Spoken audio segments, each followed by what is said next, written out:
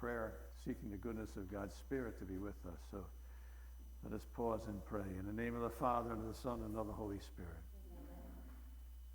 Lord God, we seek your spirit of wisdom as we gather. That through your Spirit you may lead us into ways of living life in holiness and goodness, that the Spirit may free us from all that's unholy, and may lead us into the goodness of life to be lived. We seek that presence as we journey to find a way to live in the goodness of your kingdom, and in the goodness of your presence. And as we are in your presence and we open our spirit to it, we pray that your Spirit may be lived through us, and we may bring it to others so they may be blessed through us. Your blessing be upon us this night as we gather. We ask this through Christ our Lord. Amen. Okay, I'd just like to move with this sense of anxiety. One of the fascinating pieces of anxiety is that when I started doing this, I got anxious. I had some anxiety anyway. But I like that because there's a movement for me that doing things and somehow trying to accomplish something that's good reminds me of playing football. One of the things I always thought about football was you practice, and then the game's coming. And the days before the game, it's kind of quiet, and they tell you to sit down and relax for the game, and which is a hard thing to do. And there's a little bit of anxiety, You're going out and playing. The one thing I liked about football is that after the first hit, it went away. So if I get hit here, if I need a hit from somebody, I'll let you know.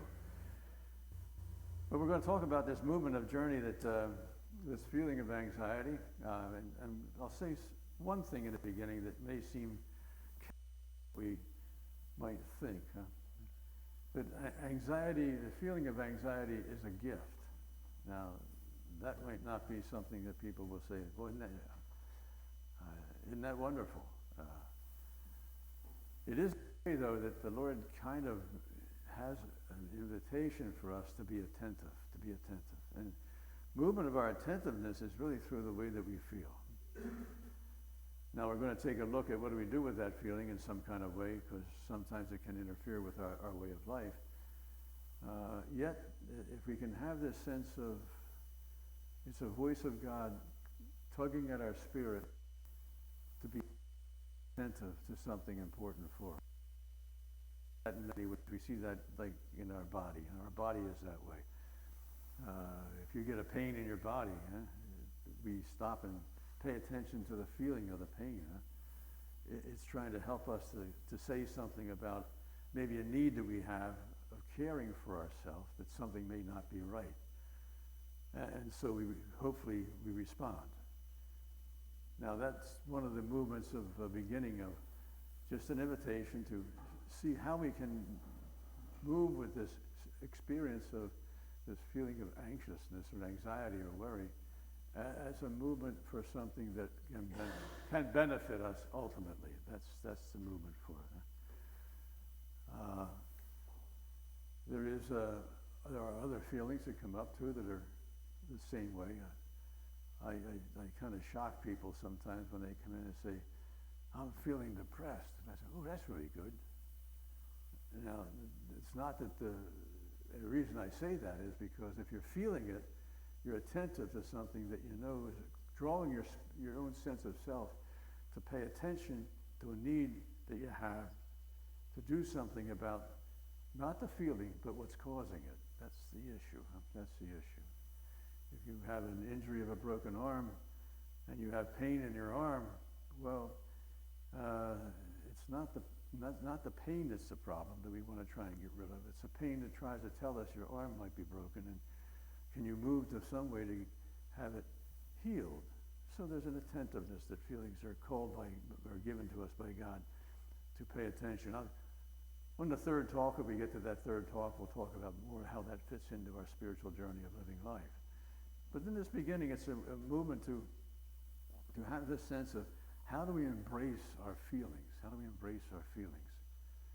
Because we have a tendency sometimes to push them away or get rid of them or try to get out of them or to not deal with them. And And what we do is oftentimes we can repress them, or we can distract ourselves, or we can find ways of pushing that feeling away. The only trouble with that is it doesn't go away. And the more we push it away, the worse it gets. So I'm going to invite you to say, if we can embrace the feeling, make use of it in a way that can help us to take care of what's causing it, we can be freer and better able to live our life. So one of the movements I think is also in this idea of looking at this feeling of anxiety, this intention or fear, is that we know that it was a helpful thing way back when people were deal with wild animals and dinosaurs. That was a good thing to be alert and attentive.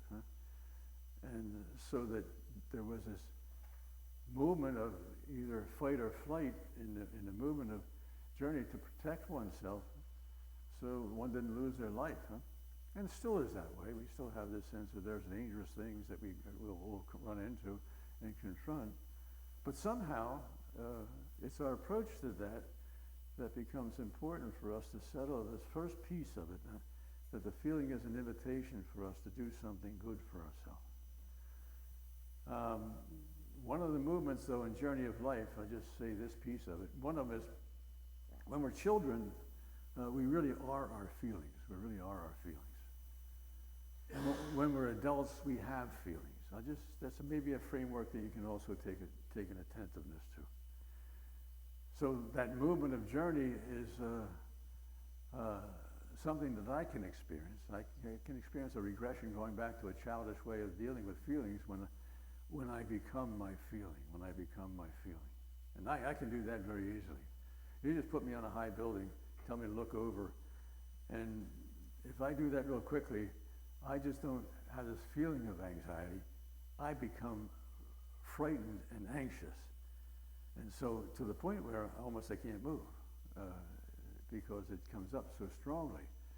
That's where I regress back to being my feelings rather than having them. And in that case of it, what do you do when you have a feeling like that? Well, you treat yourself with some kind of kindness and say, well, what's the better thing to do here? And for me, I start talking to myself in a way of not criticizing, but being attentive, just saying, what's the better thing to do here? I said, maybe you ought to just walk back off this veranda. Why don't you just go back inside and sit down for a bit? And if you'd like to come out later, we'll go through steps to be able to do that in a better way.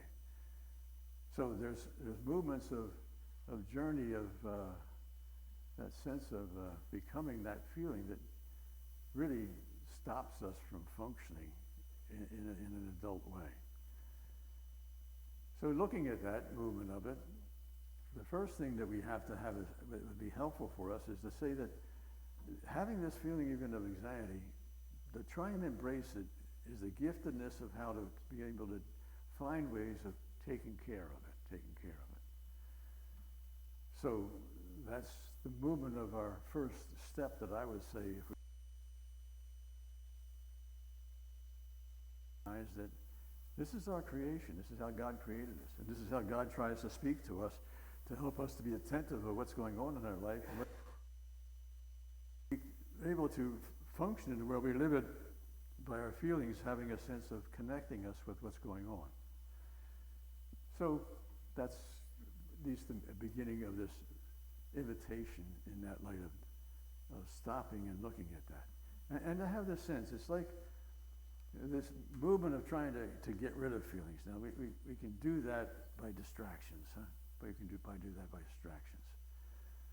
It's like a tiger that a young tiger comes up to the door and the person doesn't want it around, so he keeps feeding the tiger to go away. It's just to get it to go away, that's its distraction. The trouble is, you keep feeding the tiger, maybe a year later, it's a big tiger. And it's coming maybe devour you. So the feelings are kind of in that kind of sense too. When we kind of repress them, or try to get away from them, or distract ourselves from them, they just don't go away. They're still within us, and they're still there. So the betterment of it is to accept them and see them. How is it that we can make use of that feeling that we have in order to move our life in a better way of living. That's the first piece of maybe invitation, huh? To be comfortable in some kind of way of recognizing that the feelings are not the problem. Huh? Feelings are not the problem. They're just an invitation for us to look at what is the problem, and so that's another part of the process that we might want to look at. And as we look at feelings, and one of the movements that we have make a connection with is that our feelings are connected basically with thoughts. Huh? Every thought has a feeling. Every feeling has a thought behind it. So however that thought comes at us, it's what's creating the feeling. Huh? Not even the situation. Huh? The situations we find ourselves in aren't always causing the feelings we have, even of anxiety. But our thoughts can do that. Our thoughts can do that. And if there's a negative or overwhelming thought, then that's going to create this tension in our life that we want to find some kind of way to settle what's going on. And so there's a movement about that. Huh? It's like the movement of if the Pope walked in here today. Huh? Now that would just be an event. Huh? So how would people feel? Well, it all depends on how people see the Pope, what it's like for them. Some people may not like the Pope, so they'll have a feeling of saying, "Oh, I don't want him here. I'm upset with him." Some people say, "Oh, he's a wonderful person. I'm really glad he's here," and that feeling would be very different. Huh? But the feeling's not coming from the Pope walking in the door. The feeling's coming for how we interpret that by the thoughts we have concerning it. So if we want to have a movement of life, and this is going to be the framework that I will work from anyway, if we can change the way we're thinking, we'll change the way we feel. And it's important that we get to these thoughts in the way we see things, because that's what's creating the feelings we're experiencing. Not what's happening. It's our approach to it. It's our thoughts that we have about it. So even as I was saying, if somebody came in here and threw a rattlesnake in here, I'd be the first one out the door. But that would be the movement of journey for flight or flight, huh? Flight anyway. Yet if there was somebody in here from the zoo who took care of rattlesnakes, they'd be okay. Because they will see it in a different way. Huh? They will see it in a different way. The rattlesnake doesn't cause the feelings. It's our understanding of it, our ability to deal with it, and how we present us and what it says to us. So that'll be a core movement of our journey of trying to deal with this sense of anxiety and anxiousness and worriment. As we look at the movement of these thoughts, my framework of those thoughts, oftentimes when I'm talking to people, is that can we listen to what they say? Huh? They have a voice in some kind of way. They're saying something to us. There's voices that surround our experiences, and they get formed in us. They get formed in many kinds of ways. They get formed by family. Huh? How does family deal with difficult situations? You have a mother who panics when things happen, or you have a mother who's always under control, who just says, "Well, we're okay. We'll take care of it." But whatever that influence is, it just begins to framework ourselves in some kind of almost conditioned way of reacting to what goes on.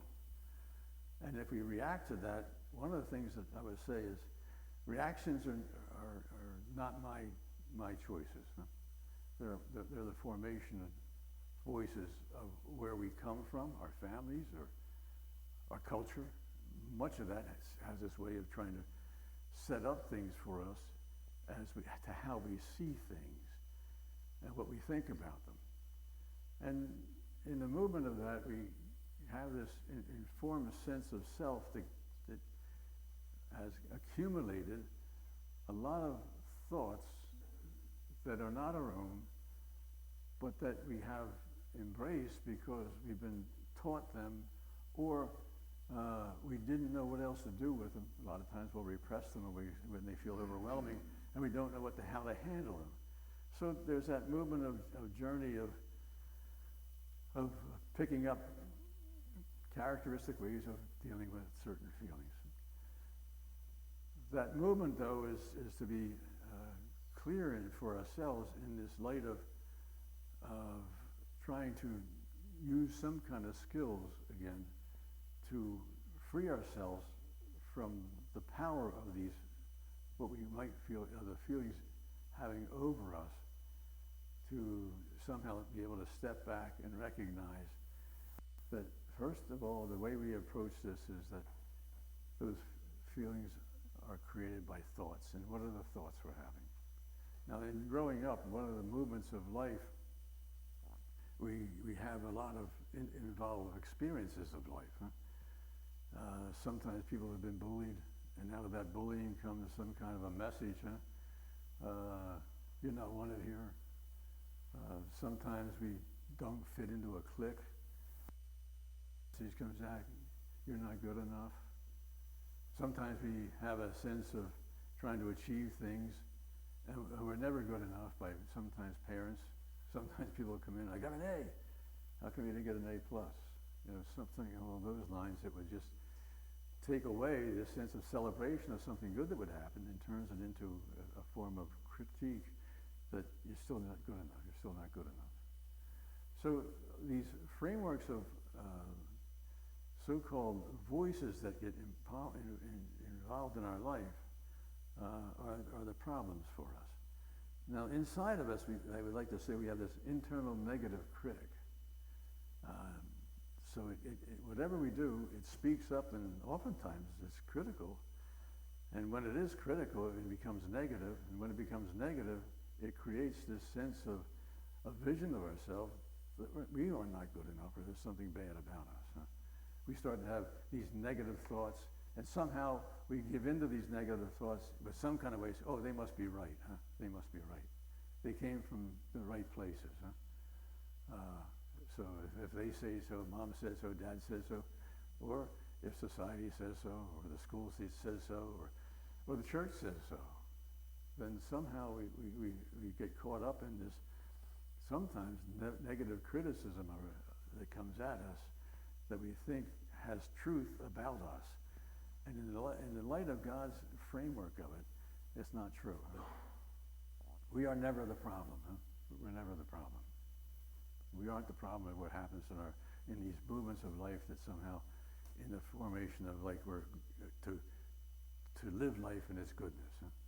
If it's taken away from us, it's taken away by some kind of negative critic that comes in and chastises us or tells us we don't fit in, or we're not good enough, or we don't belong, or you haven't worked hard enough, or whatever else it might come up to do. Huh? But we get judged, huh? Oftentimes in ways that form these voices that are judgmental towards us, and they have this way of taking away our goodness. Huh? It's hard to go back, huh? As we'll see when we take this other point. Where's God in all this? Well, God's in all this, saying, no, you're okay. We're okay. We're not the problem. We're okay. We're good. We're golden. Life is good. We're holy. We're sacred. That's who we are. But this internal critic will start saying, no, you're not. No, you're not. You're not good enough. You don't do all the right things. You screw up all the time. You're a screw up.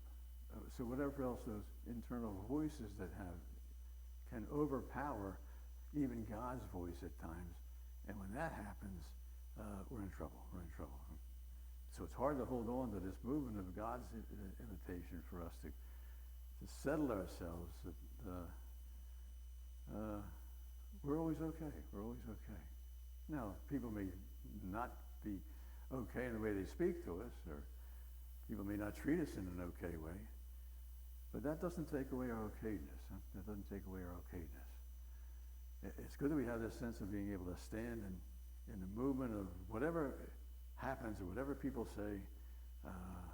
Can we put that in the sense of a criticism from out there, from some kind of critic that is not of God? We have to know that, and it's not of me, is the other facet that we come into. And one of the hardest things I think in life to do is the move that I am not my voices. I am not my voices. when these negative criticisms come at us, we always say, oh, I put myself down. Well, nobody wants to put themselves down, so it's not you doing it. It's these critical voices doing it. You're not good enough to be part of this association. Well, and therefore, you're just not as good a person as other people are.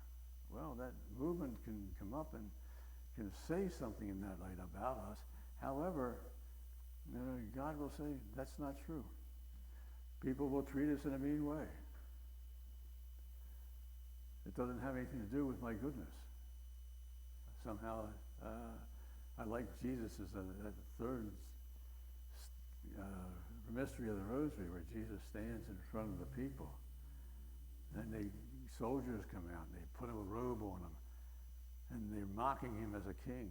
Then they put on a crown of thorns, and they start spitting on him and calling him all kinds of names. What does Jesus do? He doesn't fight them back, huh? He just stands there knowing that what they're saying has nothing to say about him. Now, sometimes that's hard for us to do when somebody's kind of coming at us in a kind of negative way with all kinds of criticisms, to be able to recognize that they have nothing to say about me as such, because who I am is not in their hands, it's in God's hands. And God's already told me I'm his beloved son and daughter. So that is a grounding that it's important for us to keep coming back to. So these voices that come up and are formed in our own way of past experiences become detrimental to us, And we can hear those voices. When they speak, one of these feelings is going to come up and say, something's wrong, something's not right. And we have to be careful. It's not me that's not right. It's the thoughts that are coming at me that have been formed in some kind of way and come out as I would say, voices that speak to me. That's not my voice and not God's voice. Now, this is, for me, it's one of those things of importance of being able to make that distinction as we go through life. Huh? Otherwise, we can give truth to a voice that's not of God, and we'll get in trouble. We'll either believe it and won't feel good about ourselves. We'll have this sense of bad self-esteem, and sadly in that light, that could happen. So even for all people, God would say, oh, you're okay. You might be living on the streets and still have that sense of difficulty of trying to maintain a sense of being able to stay alive, but God said, you're okay. You're my beloved son. You're not the problem.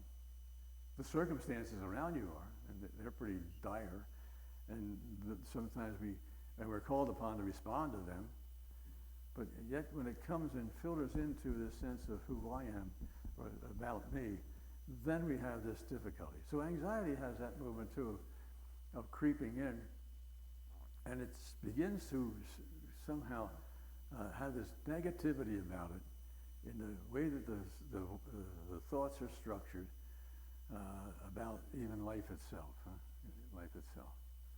or things about life, or what's happening. And it interprets it in such a way that it no longer is truthful, and it's a distortion. So in journeying with ourselves, it's really important that even in our prayer life we come back to this sense of letting God speak to us, reaffirm us always that we're okay, we're good, God loves us. Things that are happening to us may not be good, that's okay, but that's not us. Make that distinction is really an important facet of the journey of living in a wholesome way of life. Huh? So in the movement of how do we deal with anxiety? Well, we deal with anxiety by accepting the feeling and then wondering, what is it behind? What are the voices saying that's creating this feeling? Huh? What are the voices saying?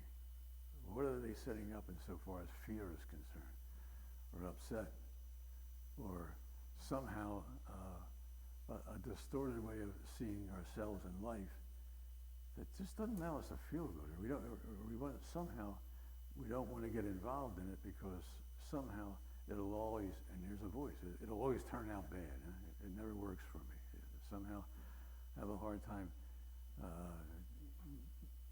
doing things that would allow me to feel good about myself.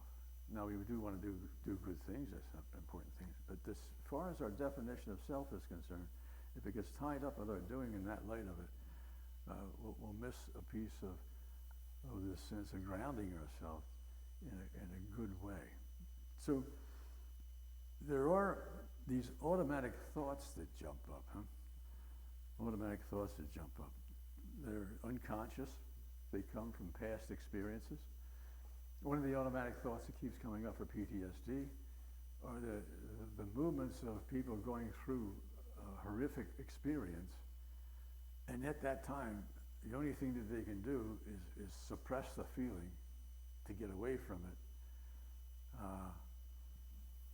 and not deal with what the reality is in front of them.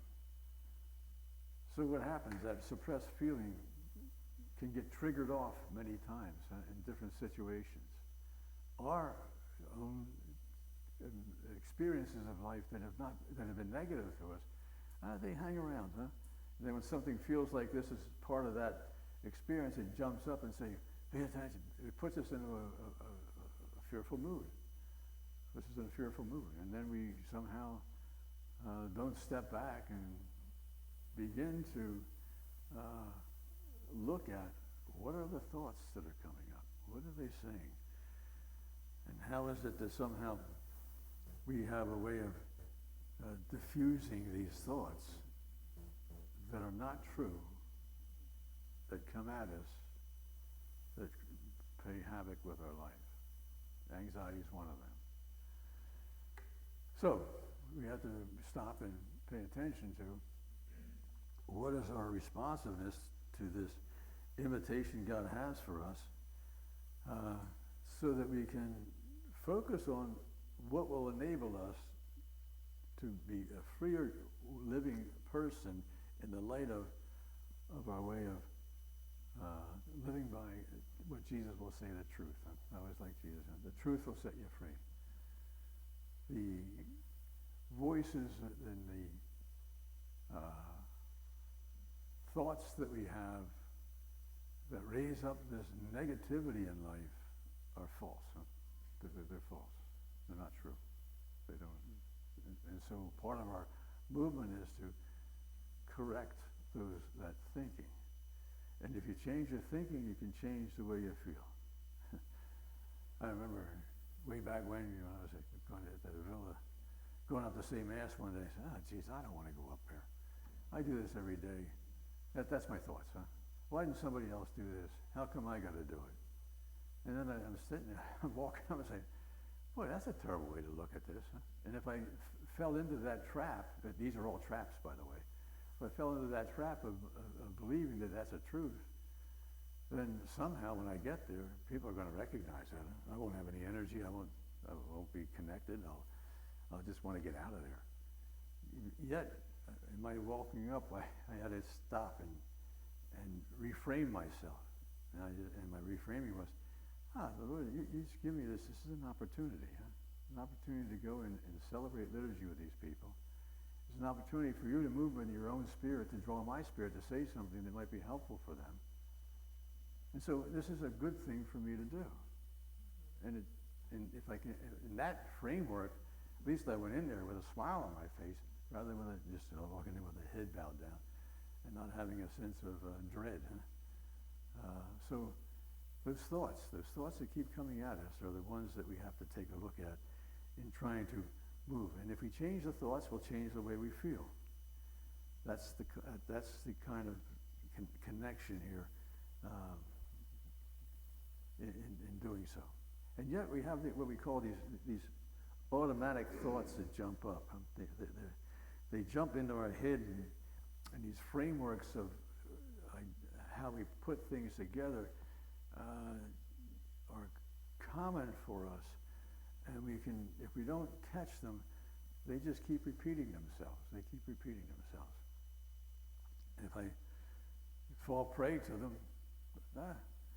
they'll do something to me that's really not wholesome. What they'll do is they'll take away my joy of life. Huh? They'll take away my joy of life. They will. If we let anxiety just rule our life in the sense of what's causing it or framing it, well, it makes life miserable. We feel miserable anyway in the way we live life, and it stops us from doing a very important thing. One of the movements of our life is we have these values that we like to live by. And if we can stay pretty clear with those values, they're wonderful because they draw us into a way of life that we say, oh, I'd like to be happy. I'd like to be peaceful. I'd like to have all the gifts of the Spirit, by the way. That's my goal for me. That's my goal in life. And when those experiences aren't happening, I know there's something else unconsciously or whatever it is that's coming at me, saying something in a way that's taking it away from me and stopping from me to live in that light. So some people may have this sense of I'd love to go see my family more often. Then they get the but. But I don't want. It's too much of a trouble. I'm not so sure they're really glad to see me. And we'll come up with all these thoughts that jump in there that take away a desire we have that would be fulfilling for our life, and we get cheated out of it. So our values of life become really important to be able to maintain them. How do you want to live? What are you searching for? What is it that you desire to have as a way of living life? And sometimes we don't want these voices to take it away from it. I have that sense of going out to the Grand Canyon. Again, heights is my bad thing, so that's a little wacky when I get in there. But if I sat back, I don't want to go over there. It's too nervous for me to go sit and get near the edge of this cliff or these ways of the creation of that canyon. That's too. I know I'm not. So I don't go. So what do? I miss going with the friends that are there. I miss going in to see this beauty of this canyon. It'll take it away from me. I miss have that sense of even seeing the sunset or the sunrise that are spectacular out there. So that's a movement, huh? So I would hope that my value of being with those people and seeing these things that God's creation that I want to be drawn to, that I'm free to do that. The anxiety will stop me from doing it if it has the power to do so. I had that other experience too. I was in Toronto. I don't know if everybody's been in Toronto. The CN building in Toronto they call it the needle. It goes straight up. And so everybody in our group that I was with, let's go up there for lunch. I said, ooh, I don't know if I want to go up there for lunch. And I said, oh yeah, we're going to go up there for lunch. And I wanted to go to lunch with them and and I really wanted to go up there and see the spectacular view from up there with a rotating restaurant that's up there. I've never been there, I don't know. But it's way up there. It is way, way up. It's one of the tallest non-structured, non-inhabiting buildings in the world. So it's way up there. So what did I do? I said, well, I got to find a way to go up there. Huh? So I really had to challenge the voices that kept coming at me. But you're going to get up there, a wind's going to come, it's going to knock it over. And everybody's going to fall and get killed. Or else you're going to go up there and the elevator's going to break. Then what happens if the elevator breaks when you're going up in here? I said, ooh, that's another thing that could happen. And then you get up there and you say, well, I don't know if it's all worth that. You all go up and I'll stay down here. But I would miss out on something that I value that was really important for me. So my process was, I had to talk to this, and again, those feelings come from the kid inside. Maybe we'll talk about that too.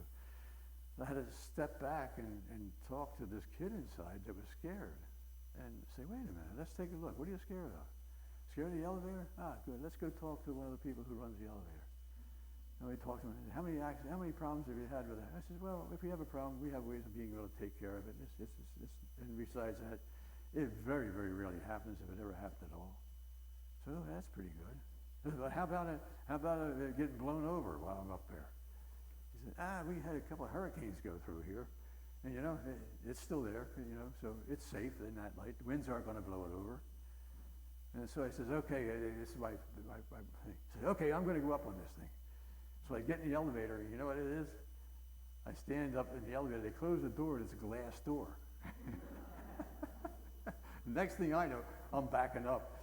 And I'm backing up with another guy's back there. I said, "Whew, this is really scary, isn't it?" I said, "Yeah, okay." But you take all those measures that just somehow move away from the falseness of that. They were all lies about the fact that it wasn't safe. It was a lie that it would fall over, or that the elevators weren't competent in taking care of you. But if I live by the lie,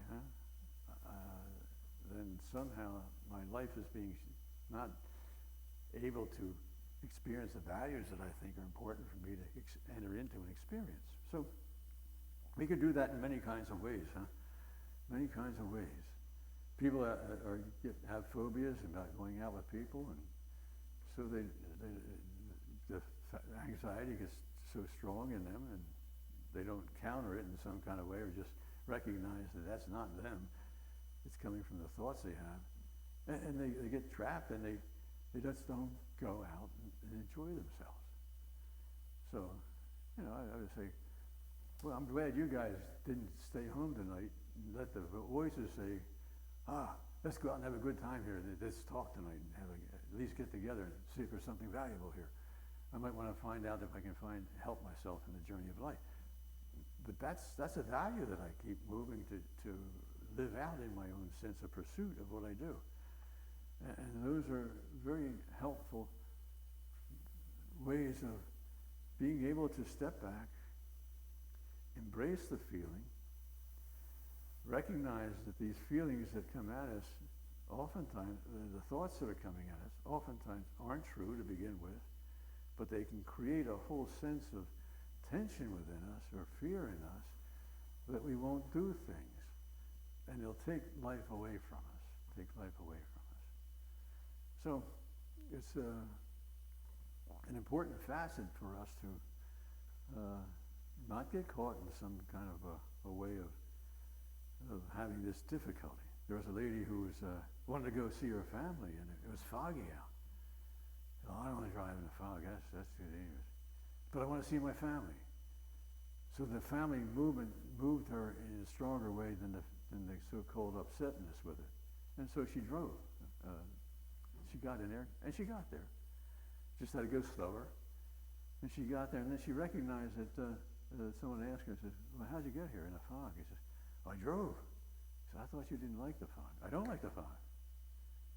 He says, but my movement of my commitment that I wanted to live by my values of being with my family was stronger than that which was trying to take something away from me. And he says, well, that was it. And she embraced the feeling, but not gave it the power to stop her from doing what her values moved her in her spirit to do. And when she got there, she recognized, it was still foggy. The fog didn't go away, the feelings didn't go away, but the feelings weren't that strong enough to stop her from doing what her value she sought after moved her to do. So there's a movement in our life about that in some kind of way too. We sometimes are moved in doing things that sometimes these thoughts want to stop us from doing out of an anxiety or fear that says you can't do this, or it's dangerous. And not all things are dangerous. Not all those things are dangerous. But if we believe that, we think that, then it becomes real for us. Then it becomes a reality for us. And sometimes we'll project that onto other people. Aren't you afraid of doing that? And some people, no, I'm not afraid of doing that. I don't like it. I'm not afraid to drive in fog if I can get around. But it doesn't mean I can't go. And it doesn't mean that the fog goes away and I still have a sense of caution and anxiousness about it. That's okay. That moves me. And the anxiousness also has this gift. The anxiousness in doing something sort of promotes our energy of our spirit to accomplish things.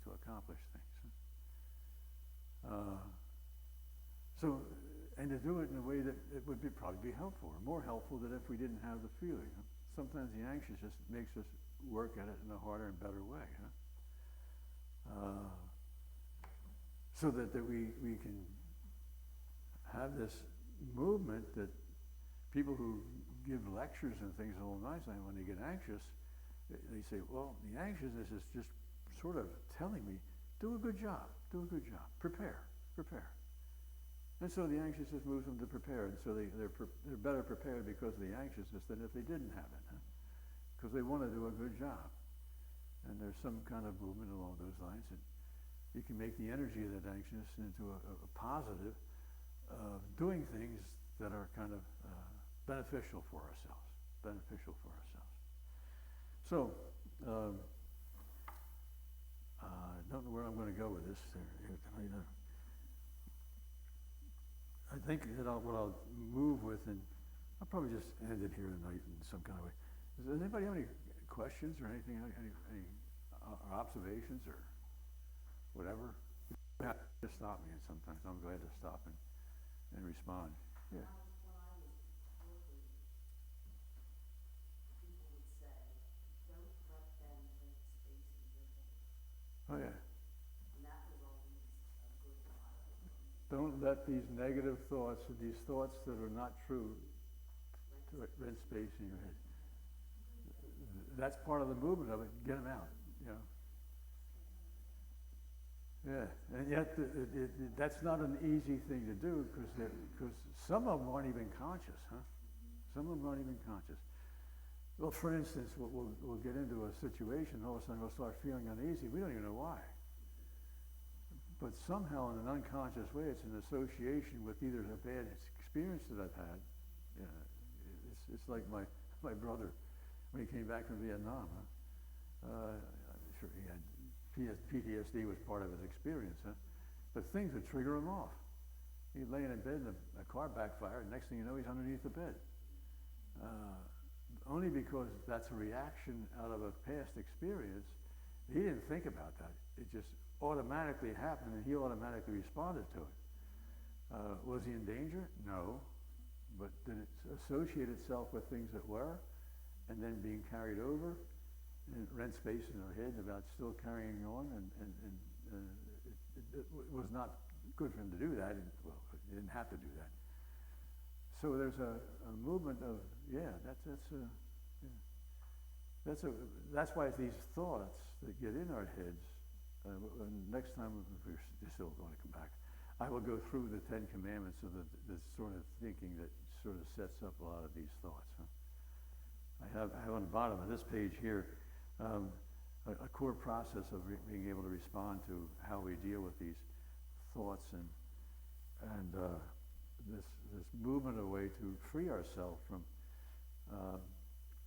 being able to live out of our values, huh? To live out of what we know is the right thing to do, the good thing to do, what my desire is that God invites me to live by. Anyway, it's good to just pause it somewhere along the line, go back over the gifts of the Spirit. That's God's way that we're supposed to, where God invites us to live. Peace, joy, happiness, all those kinds of movements, thankfulness, gratitude.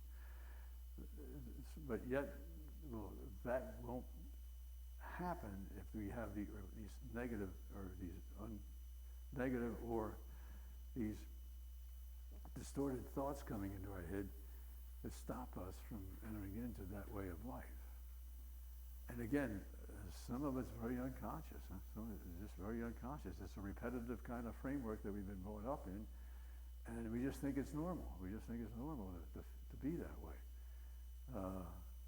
And yet, that's not again, it goes against, I would think, our spirit of wanting to live in a freer and a more wholesome way of living. So the invitation, I think, for tonight is how do you just sit with your feelings? Huh? My whole sense is if I were to pray, I'll say this, I keep praying my feelings. Huh? I just know that the feelings that we have are God's voice to help me to be attentive. Okay, to be attentive. And if there's a lot of negative voices coming at me, the feelings I have are the ones that are because they're asking me to get rid of those, empty my head out of those thoughts, and live by a more truthful way of living, so that I can live a freer life and a better life. So this movement of, I would say for all of us, is to be conscious of what we're thinking, be conscious of the thoughts we have, what we're thinking, and recognize that when we have these feelings that come up, they're just helping us to identify the thoughts that we have and how they frame things for us. And if they frame it in an untruthful, negative way, watch out. It takes life away from us. It takes life away from us. So the movement is to be attentive. Huh? Be attentive. I think that's the first movement. Huh? Be attentive to what you feel, and embrace the feeling. You know, don't bury it, because if you bury it, it grows. Huh? It doesn't go away. It just gets bigger, and it's harder to deal with as we go along because it multiplies. It's like that tiger. It grows up, and now rather than dealing with a little baby tiger, we got a full-grown tiger that we're trying to try and tame, rather than the movement of where it started from. So, yeah, that's. But don't let those thoughts rent space in your head. Yeah. Yeah. Like you're talking about these thoughts, they're I think you're saying like they're untruthful, they're negative, or whatever. But there are pieces that people tell us that seem negative, but they're true about us. You know, and to me, that's something that's negative. It seems negative, but it's something that's really a gift and better. You know, like there's things that people say to us that are negative in a sense. Yeah, I'm saying the same thing. Yeah, they're not, you know, they're not. Yeah, I'm saying negative thoughts are bad. They're negative. That's a negative kind of approach towards negative thoughts. But I mean, let's say a person who really knows me is a good friend. Let's Uh-huh. say, you're kind of like, you're kind of ignoring that other person. Like that's not a really good thing. Like, is there a reason for that? It seems like, oh, what are you telling me that for? But that's really a positive thing. You have to tell me something that's truthful that seems negative to me. It's good for them to, as long as it's not telling you something about yourself. As long as they're just telling you something about your behavior. Because as soon as we get, this is another piece of it, as soon as we start identifying our behavior with who we are, now we're in big trouble. Huh? Our behaviors come from a lot of our thoughts that we have. And so if there's a bad behavior, yeah, it's good to, it's like Jesus, it's like God with justice. Huh? God gets angry at injustice. And so really, and the prophets speak up about unjust ways of living life that people are living and they're doing. And he does confront them. He confronts them with their behavior, though. And I think that's a hard, I think that's one of the hardest things to make a distinction with in our living of life. This distinction of who we are and what we do. Who we are, God tells us in a sense of creation who we are. But we wind up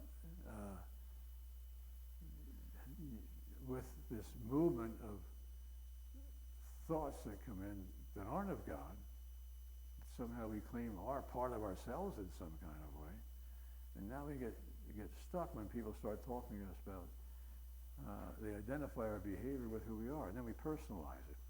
I think we'll go through, there's another way of addressing that whole dynamic. But the basic issue is, like I have a sense people can't be angry with me. And I'm not going to be angry at anybody. I surely will be angry with what they do, and people will be angry with what I do. And because it may be off base, and it may not be a good way for me to live. And I would surely like that to be challenged. But as soon as it seeps in that somehow I did a bad thing, bad me, now I got this thoughts identifying me with a behavior of saying, because this is bad, you're bad. And my sense is that's not true, huh? Jesus goes for, he sits around with sinners, huh? Because you know the sinners, the people are okay. What they're doing is not. The woman comes, don't go do that anymore. It's not good for you, huh? But his sense is that he has a compassionate care for her. And I think on our own journey of life, that's really an important facet of how we move in some kind of way to keep ourselves free again. Be careful that those thoughts that will identify us with our behaviors. our behaviors. And our thoughts can be bad, that's true, but they're not me. I don't want to have bad thoughts. I don't want to do bad things. That's the me in me. Do I do bad things? Yeah. Where's that coming from? Somehow I'm lured into it by the thinking that comes at me. It gives me a promise that this is the right thing to do. This is a good thing to do. And it may not do it that way at all. So, yeah. So anyway, yeah, a hard movement, I think, at least from my perspective, about just being conscious of that. Huh? Jesus has this sense, love your neighbor, huh? And he has that other thing too, huh?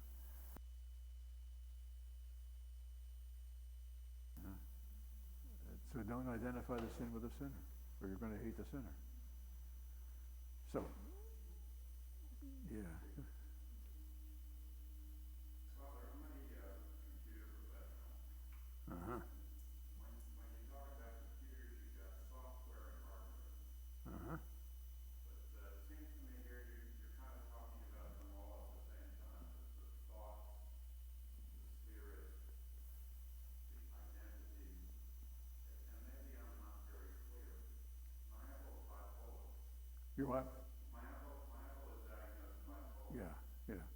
His emotions may not be precipitated by his thoughts so much as by his biology. Yeah. And where do the thoughts and feelings actually fit with something we call the soul, which seems to not fit into any of those categories? And I think that's well, anyway, but you're raising another question. Huh? Not all feelings are generated by thoughts, okay? Some are generated by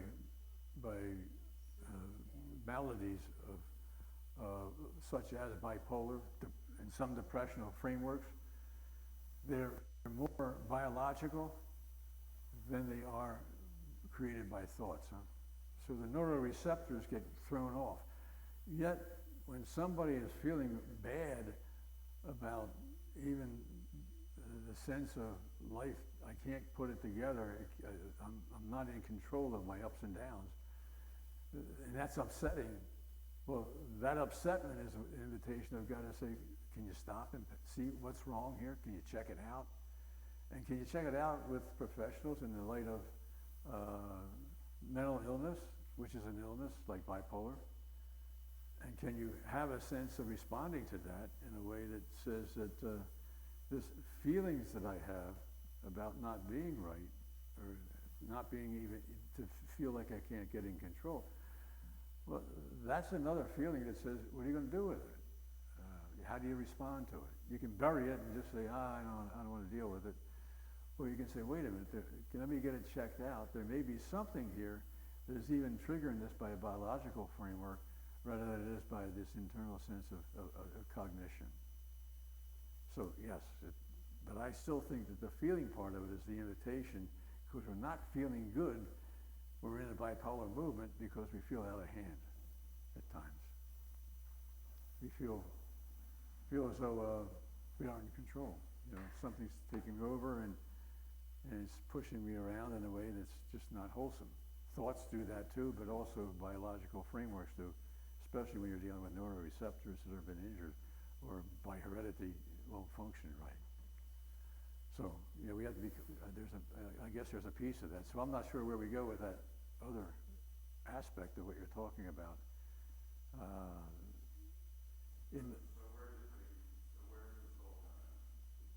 Where's the soul? We've got biology, we've got feelings, but those are all... Yeah, yeah, okay. My sense is the soul is the true sense of self of who we are. Okay? Now,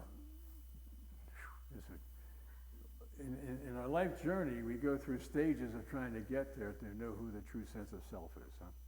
Which means I can center myself in me by the action. One of the ways of this idea of centering who I am is I am not my thoughts. Huh? I'm not those distorted thoughts. That's not me. That's coming from someplace else. Huh?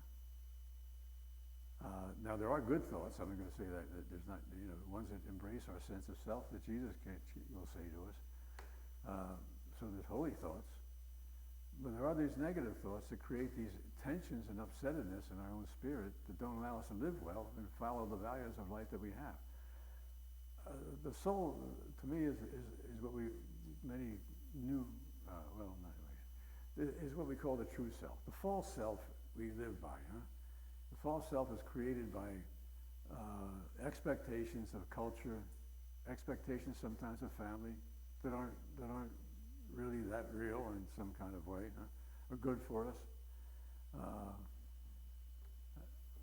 And the movement of it is, where do we step back and recognize that I am not my thoughts, I have my thoughts. Huh? I am more so my desires. I am where I'm being drawn into a valued way of life. And I hold on to that, and I'm clear about that. I think that's a truer sense of self. And that truer sense of self is the soul. Huh? The false self, though, that I keep trying to parade and like, who's a successful person, huh? Well, culture will give us all that kind of a false self sense of framework for us. If you have a lot of money, you're wealthy, then you're a success, then you're happy, you'll be happy. Not so. Not so. And that, if I still hand myself over to meet those kind of expectations, that just forms a false self in me. It's not who I truly am. Huh? The sense of this movement of stepping back and beginning to have this almost this conversional experience that I am not my thoughts. Huh? I have my thoughts. Well, who I am is the wisdom that I begin to develop in life that is connected with God's wisdom of spirit and Jesus' way of life. Now, those movements, when I can embrace them, is a truer sense of self. Huh? But I'm not trying to live even out of a meeting of the societal ways or even family ways of life to be lived. Huh? I had to give up my own family journey of life, of formation. Huh? Here's a formative thing that I think we have to be kind of careful of. Growing up, your parents will say, boy, you know what, you made me angry. That's a false sense of movement. Huh? That somehow I have the power to make her happy or make her not happy. Now I become responsible for her life. If she's not happy, then it's my fault. If she's happy, then I did it for her. But that connection and that way of becoming codependent in that light isn't a good way to live life. But I can live by that mostly through my whole life. I can go out trying to please my mother and go out and please people all the time. If I make them happy, they're happy, then I'm happy. It's a form of maybe some kind of control, but that's a self that has some kind of way of trying to manipulate rather than being open to a sense of compassionate care for somebody, for who they are, in a way that allows me to be kind and gentle and caring and present, and that I would choose to do out of my own value way of life, which is my choice that I would like to live by, which I think is God's choice. May not be the choice of society. Huh? We see a lot of things happening that society will do, which I think are cruel. And my sense is, wow, that's not a way for me. But people will join in with that. Say, yeah, that's a good thing to do. We're doing it right. That alliance with that will only move in a way that doesn't allow us to be free to care for people in a compassionate way. We'll try to control, manipulate, or whatever in some kind of way. So, anyway, I don't know where we end this at, but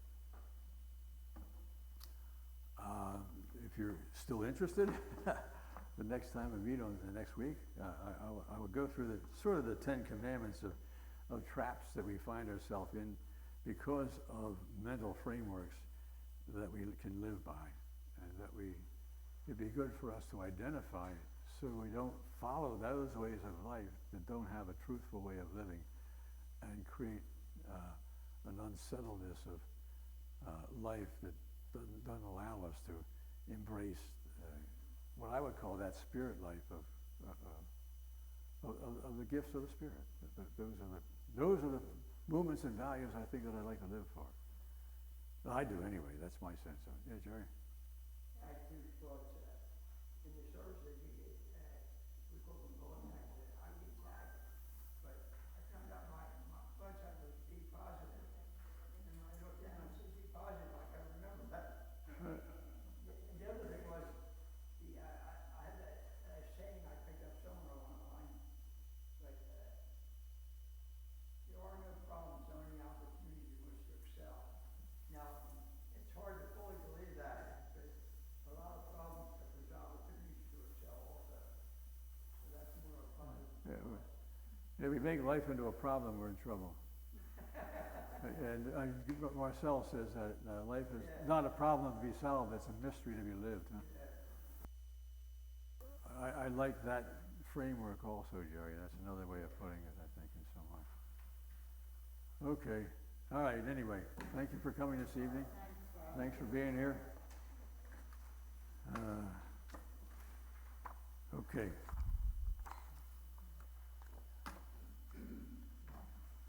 Have a good night. And on this beautiful night in Spring City.